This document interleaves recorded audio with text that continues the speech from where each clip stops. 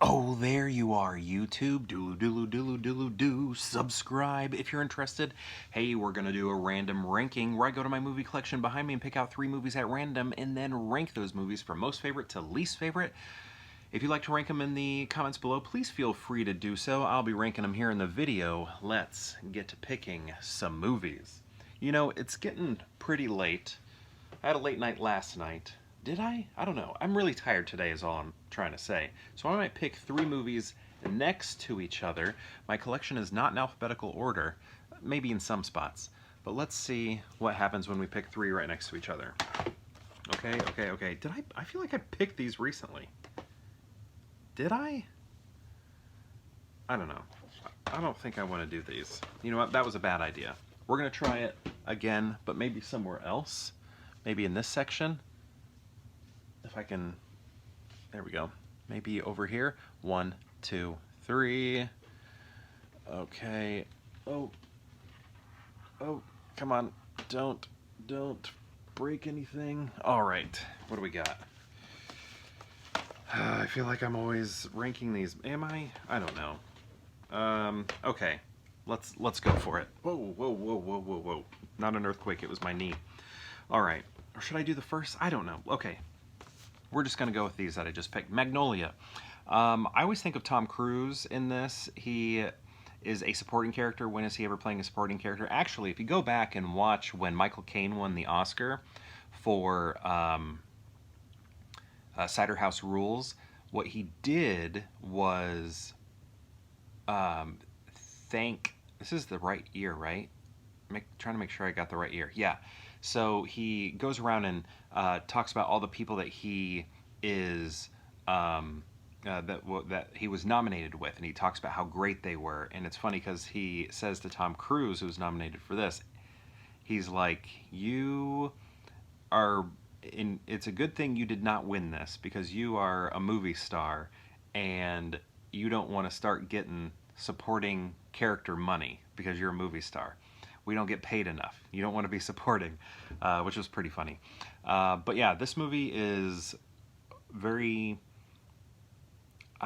odd. I don't know. There's like a part that I want to... I never want to talk about whenever I pull this movie because it's so out there and I don't want to describe it in any way, but it just makes the movie seem extra strange and weird, and you're like, is this actually happening? And I don't know, that part just has always stuck with me. It probably always sticks with everybody who's ever seen this movie. But I don't know. I like that we have all these different characters, these different stories that are being told, and they're sort of like interwoven and everything. It all just very, very good storytelling here and goes places that I did not expect it to go. And I haven't seen this movie very often, very much, I think is what I'm trying to say. I think I've maybe only seen it 3 times. I would love to give it a rewatch. Next, we have Baz Luhrmann's Romeo and Juliet. I just watched Baz Luhrmann's Elvis some weeks ago before the Oscars, and Elvis is not better than this. This is probably my second favorite Baz Luhrmann movie. Elvis is probably my third. He's kind of like hit or miss with me. His trailers, I think, always look amazing, but the movies aren't always amazing. Moulin Rouge would be my favorite, and actually, one of the movies that I pulled before the first 3 was Moulin Rouge, but I think I ranked this one recently, so I didn't grab it. But look at that, 2 Baz Luhrmann movies. But this one is my second favorite after Moulin Rouge, which is my first, and then Elvis probably, and then... Oh yeah, that's where I was getting. I feel like I'm jumping all over the place, sorry. I remember The Great Gatsby. When I saw the trailers for that, I was like, this has the potential to become one of my favorite movies of all time, because I just thought the trailers were so good, and then I watched the movie, and not for me. Not very good. But this is good work we have with Claire Danes, and Leo, Jamie Kennedy, other people that aren't coming to mind right now. Fantastic movie. I remember the first time I caught it on... The first time I watched it was like on HBO or Cinemax when I was a kid. And... What's that noise? And I was just kind of like, what's happening here? This is weird. Everybody's in contemporary, bright, flashy clothing like they're, part of the band Smash Mouth or something, or The Offspring, and they're talking Shakespearean. I mean, I knew that movie existed, but I hadn't watched it. Never, like, I guess, grasped until that viewing that they're speaking in Shakespearean language, and it was just kind of like, oh, didn't know that. Next, Mulholland Drive. This is a movie that David Lynch. David Lynch was fantastic in Meet the Fablemans, Meet the Fables, in The Fablemans. Wasn't he? I thought he was so great. He should have been nominated for a supporting actor role. I think that would have been great, even though it was like a cameo. It was like one of the greatest cameos I've ever seen in my life. So this movie, always had a tough time like remembering.